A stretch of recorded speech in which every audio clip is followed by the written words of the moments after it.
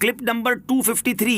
اس clip میں آپ قرآن پاک کی سورہ مائدہ کی آیت نمبر 61 سے لے کر 63 تک کی تلاوت، ترجمہ اور تفسیر قرآن صراط الجنان سماعت فرمائیں گے۔ بسم اللہ الرحمن الرحیم۔ ترجمہ: اللہ کے نام سے شروع جو نہایت مہربان رحمت والا ہے۔ وَإِذَا جَاءُوكُمْ قَالُوا آمَنَّا وَقَدْ دَخَلُوا بِالْكُفْرِ وَهُمْ قَدْ خَرَجُوا بِهِ وَاللَّهُ أَعْلَمُ بِمَا كَانُوا يَكْتُمُونَ۔ ترجمہ: اور جب تمہارے پاس آتے ہیں تو کہتے ہیں ہم مسلمان ہیں، حالانکہ وہ آتے وقت بھی کافر تھے اور جاتے وقت بھی کافر ہی تھے، اور اللہ خوب جانتا ہے جو وہ چھپا رہے ہیں۔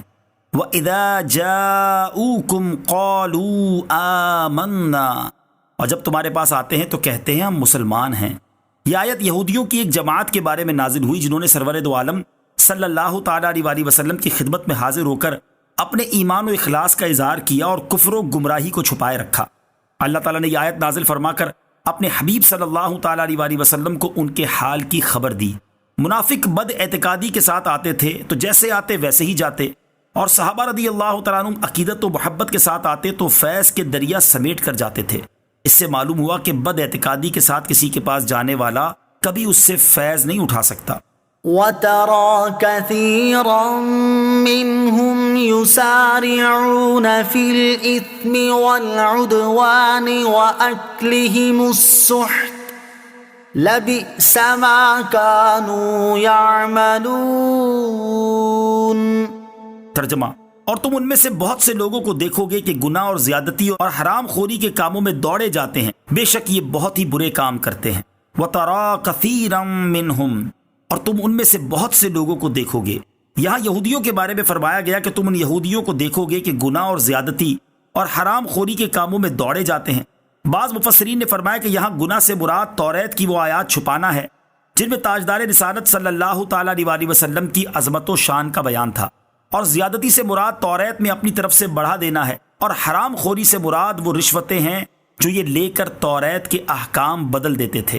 یہودیوں کی صفات اور مسلمانوں کی حالت زار۔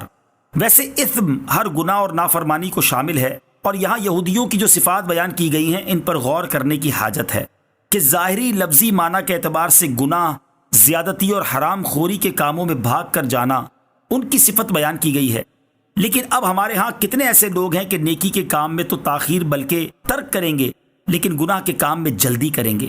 کسی کی مدد کرنے اور اسے ظلم سے بچانے میں کنی کترا کر گزر جائیں گے، لیکن ظلم و زیادتی میں اپنی قوم یا علاقے یا تحریک کے جھنڈے نیچے تعصب کے ساتھ موجود ہوں گے۔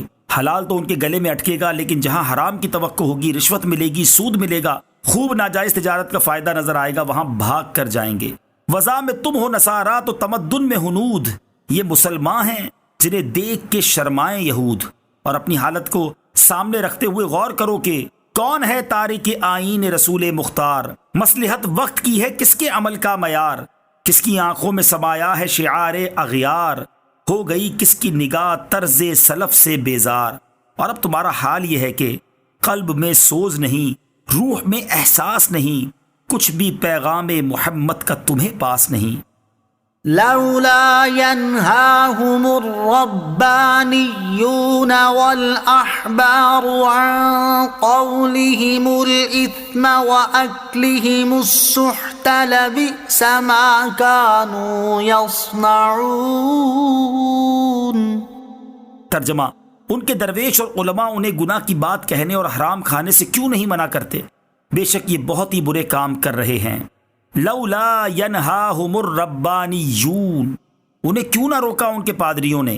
حضرت حسن بصری رحمۃ اللہ تعالی علیہ فرماتے ہیں اس آیت میں الربانیون سے عیسائیوں کے علماء مراد ہیں، اور الاحبار سے یہودیوں کے علماء مراد ہیں۔ اور ایک قول یہ ہے کہ دونوں الفاظ یہودیوں کے بارے میں ہیں کیونکہ یہ آیات یہودیوں کے متعلق نازل ہوئی ہیں، اور ایک لفظ سے یہودیوں کے درویش مراد ہیں اور دوسرے لفظ سے یہودیوں کے علماء مراد ہیں۔ علماء پر برائی سے منع کرنا ضروری ہے۔ یہاں یہودی درویشوں اور علماء کے متعلق فرمایا گیا کہ انہوں نے اپنی قوم کے گناہ کی بات کہنے اور حرام کھانے سے کیوں نہ روکا؟ اس سے معلوم ہوا کہ عالم دین کی اس بات پر بھی پکڑ ہوگی کہ وہ گناہ ہوتے ہوئے دیکھیں اور قدرت کے باوجود منع نہ کریں، کیونکہ ایسا عالم گناہ کرنے والے کی طرح ہے۔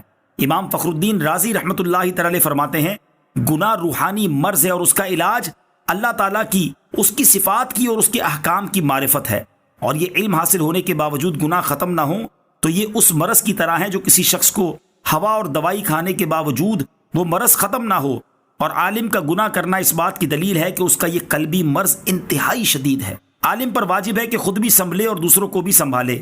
حضرت عبداللہ ابن عباس رضی اللہ تعالیٰ عنہما فرماتے ہیں، قرآن پاک میں علماء کے لیے اس آیت سے زیادہ ڈانٹ ڈپٹ والی کوئی آیت نہیں، اور فرماتے ہیں قرآن پاک میں یہ آیت علماء کے بارے میں بہت سخت ہے، کیونکہ اللہ تعالیٰ نے برائی سے منع کرنا چھوڑ دینے والے کو برائی کرنے والے کی وعید میں داخل فرمایا ہے۔ امام ضحاک رضی اللہ تعالیٰ عنہ فرماتے ہیں، میرے نزدیک اس آیت سے زیادہ خوف دلانے والی قرآن پاک میں کوئی آیت نہیں، افسوس کہ ہم برائیوں سے نہیں